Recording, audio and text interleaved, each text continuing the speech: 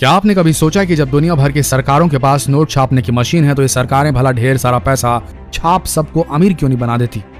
सोचिए, अगर सबके पास अनलिमिटेड पैसा हो जाए तो क्या होगा? अरे भाई, सब अमीर होंगे और क्या होगा, सबके सब अंबानी बन जाएंगे।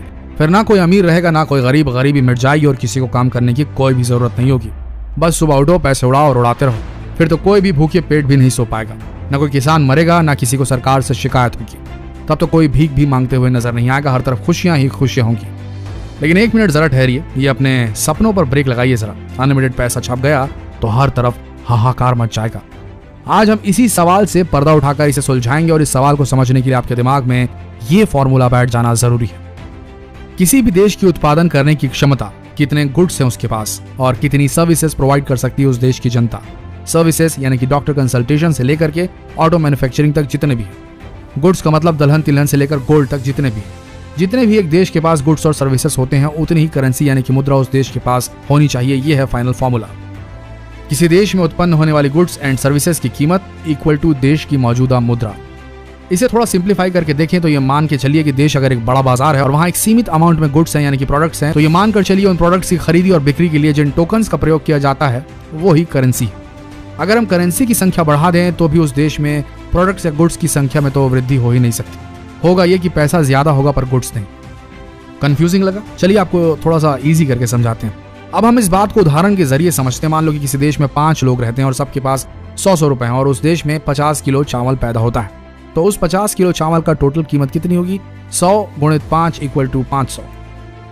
अब मान लीजिए उस देश के पास नोट छापने की मशीन है और खूब सारे नोट उन्होंने छापे और बांट दिए सब में। तो अब सबके पास अगर हजार रुपए हैं तो अब उन 50 किलो चावल का टोटल मूल्य क्या हुआ? 1000 इंटू 5 इक्वल टू 5000। अब उन्हीं 50 किलो चावल की कीमत 500 से 5000 हो गई। ये आपने गौर किया? मतलब तो आप अब समझ ही गए होंगे। नहीं तो चलिए थोड़ा और विस्तार से आपको समझा देते हैं। सरकार जितना ज्यादा नोट छापेगी उतनी ज्यादा महंगाई बढ़ेगी और इसी को हम मुद्रास्फीति भी कहते हैं, यानी कि डीवैल्यूएशन ऑफ करेंसी हो जाएगी। चलिए इसे हम आपको दूसरे तरीके से भी समझाते हैं। मान लीजिए कि सरकार ने बहुत सारे पैसे छाप दिए और सब मालामाल हो गए, सबके पास लाखों करोड़ आ गए। तो जब हम मार्केट में साबुन खरीदने के लिए जाएंगे तो उसकी कीमत 50 रुपए होगी। दुकानदार भला आपको कम पैसे में क्यों देगा? आपके पास तो बहुत पैसा है। अरे भाई, दुकानदार की भी तो लालच बढ़ेगी। धीरे धीरे सबकी कीमत आसमान छूने लगेगी। साबुन से लेकर हर चीज के दाम जो है वो आसमान पर रहेंगे। कच्चे माल से लेकर तैयार माल तक सभी वस्तुएं मिलेंगी, लेकिन दाम थोड़े ज्यादा हो जाएंगे। लेकिन सब जानते हुए भी इतिहास गवाह है कि 2 देशों ने ये बहुत बड़ी गलती की थी। उन्होंने जरूरत से ज्यादा पैसा छापा था, ये सोचकर कि इससे गरीबी मिट सकती है। उन 2 देशों में से पहला देश है जर्मनी। प्रथम विश्व युद्ध के बाद जर्मनी की अर्थव्यवस्था चरमरा गई थी। युद्ध की जरूरतें पूरी करने के लिए जर्मनी ने बहुत सारे देशों से कर्ज लिया था, मगर युद्ध में हुई हार के बाद वह कर्ज नहीं चुका पाए।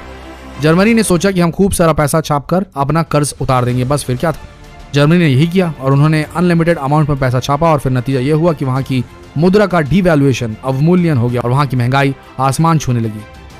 दूसरा है जिम्बाब्वे। बहुत साल पहले जिम्बाब्वे ने भी जर्मनी जैसी गलती की और बहुत सारी करेंसी छाप दी, जिसका नतीजा हुआ कि वहां की मुद्रा का अवमूल्यन यानी कि डीवैल्यूएशन हो गया, हजारों गुना बढ़ गया, जिससे और अब लोगों को ब्रेड और अंडे जैसी बेसिक चीजें खरीदने के लिए भी बैग भरकर पैसे देने पड़ते हैं, क्योंकि करेंसी ज्यादा छापने से वहां की करेंसी का डीवैल्यूएशन हो गया है, अवमूल्यन हो गया है। इतना हो गया है कि एक यूएस डॉलर की कीमत 25 मिलियन जिम्बाब्वे डॉलर के बराबर हो गई है। इतिहास में इस घटना को जिम्बाब्वे की अति मुद्रास्फीति के नाम से जाना जाता है।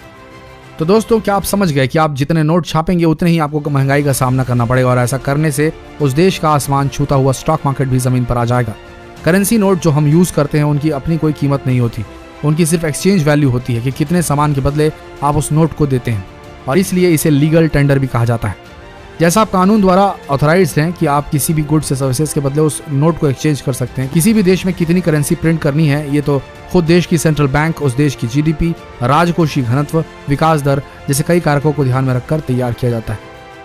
इस तरह से अनलिमिटेड पैसा नहीं छापा जा सकता। भारत में आरबीआई तय करती है कि कब और कितनी करेंसी प्रिंट करनी है। चलिए अब जानते हैं कि पैसे छपते हैं कहाँ, इनका पेपर कहाँ से आता है, इनका क्या कैसे होता है। तो सबसे पहला है, पैसे का पेपर कहाँ तैयार होता है। भारतीय पैसों का पेपर ज्यादातर दुनिया के 4 देशों में होता है। इन देशों में पेपर बनाने की आधुनिक मशीनें, तो चलिए जानते हैं वो कौन से देश हैं। पहला अमेरिका का पोर्टल, दूसरा फ्रांस का अर्जो विगिस, तीसरा स्वीडन और चौथा लुसेंटल पेपर फैब्रिक। हमारे देश में पैसा छापने की मशीन कहाँ है? पैसा बनाने की मशीन एमपी के देवास, दूसरा मैसूर, तीसरा सालबोनी, चौथा नासिक में है।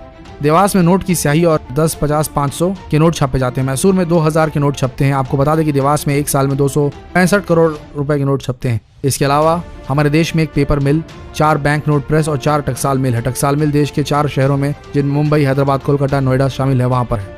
नोट छपाई के पेपर होशंगाबाद और विदेशों से इंपोर्ट किए जाते हैं। इंडियन नोट में 3 जगह का पेपर यूज होता है। पॉइंट नंबर 1, महाराष्ट्र की करेंसी नोट प्रेस CNP से आता है। और दूसरा जो आता है सोर्स, वो है ज्यादातर पेपर MP के होशंगाबाद मिल से आता है। तीसरा, कुछ पेपर विदेशों से इंपोर्ट किया जाता है। नोट बनाने में खास कॉटन से बने पेपर और खास स्याही का इस्तेमाल होता है। ये स्याही देवास के बैंक, नोट प्रेस और सिक्किम में स्विस फॉर्म यूनिट में बनती है। पैसे कैसे छापे जाते हैं? विदेश और होशंगाबाद से आए पेपर को सीमेंटन मशीन में डाला जाता है। इसके बाद इसे दूसरी मशीन इन टैबू मशीन में डाल दिया जाता है। मशीन से निकले नोटों की शीट पर अच्छे और खराब नोटों को अलग अलग कर दिया जाता है। इसके बाद सही नोट पर नंबर डाला जाता है। नंबर डालने के बाद एक एक नोट को चेक किया जाता है।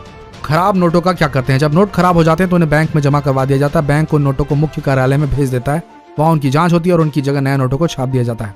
पैसे हम तक कैसे पहुँचते हैं? इंडियन रिजर्व बैंक के देश में 18 ऑफिसेस हैं। अहमदाबाद, बेंगलुरु, बेलापुर, चेन्नई, चंडीगढ़, भोपाल, जयपुर, हैदराबाद, गुवाहाटी, कोलकाता, कानपुर, जम्मू, मुंबई, नागपुर, पटना, तिरुवनंतपुरम, भुवनेश्वर, लखनऊ।